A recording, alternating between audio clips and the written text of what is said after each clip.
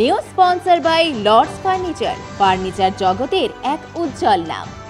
নিজেদের ঘরকে সুন্দর আসবাব দিয়ে সাজাতে আজই আসুন আমাদের প্রতিষ্ঠানে।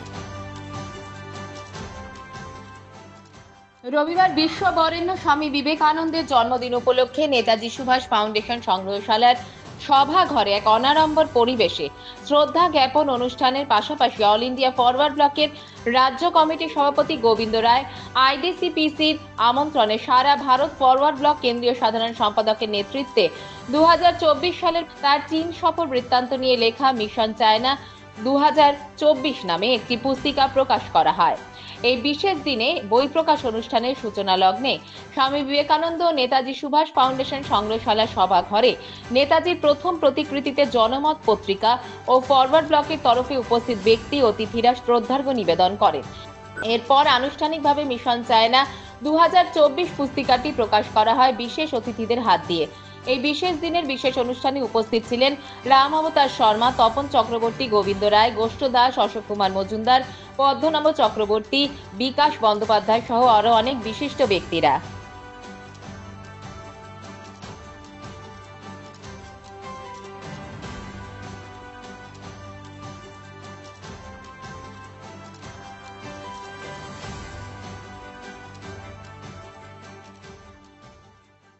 মিশন চায়না বলতে চায়না কমিউনিস্ট পার্টির ইন্টারন্যাশনাল ডিপার্টমেন্টের আমন্ত্রণে সারা ভারত ফরওয়ার্ড ব্লকের কেন্দ্রীয় একটি প্রতিনিধি দল 3রা থেকে 10ই নভেম্বর চীন সফর করে।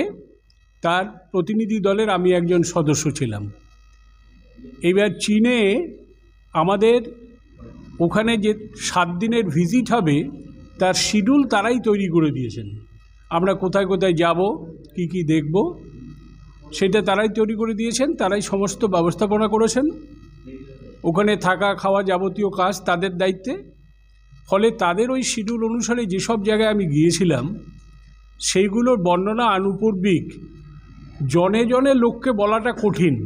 সেই জন্য একটি পুস্তিকা প্রকাশের মাধ্যমে আমি আমাদের জেলার মানুষ, আমাদের রাজ্যের মানুষ এবং আমাদের দেশের মানুষের কাছে এই তথ্যগুলো নিয়েই পুস্তিকা, সেটাই মিশন চায়না।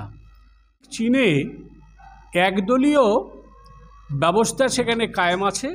এই একদলীয় ব্যবস্থায় কমিউনিস্ট পার্টির শাসন, আর কোনো পার্টি ওখানে নেই, একদলীয় ব্যবস্থা। সেটাই হচ্ছে চীনের ক্ষেত্রে প্রতীক। এই বিশাল আকারের একটি লাফিং বুদ্ধ, যার শরীরে সমস্ত চীনবাসী ঘুরে বেড়াচ্ছে আর সে মৃদু মৃদু হাসছে। এইটাই হচ্ছে আমার চীন সফরের একটি নির্যাস। তাছাড়া কোথায় কি দেখেছি, তাদের কৃষি উন্নয়ন, একটা বৈপ্লবিক উন্নয়ন হয়েছে, সেগুলো সম্পর্কে এই বইয়ে লেখা হয়েছে। এটাই আজকে মিশন চায়নার মূল প্রতিপাদ্য বিষয়।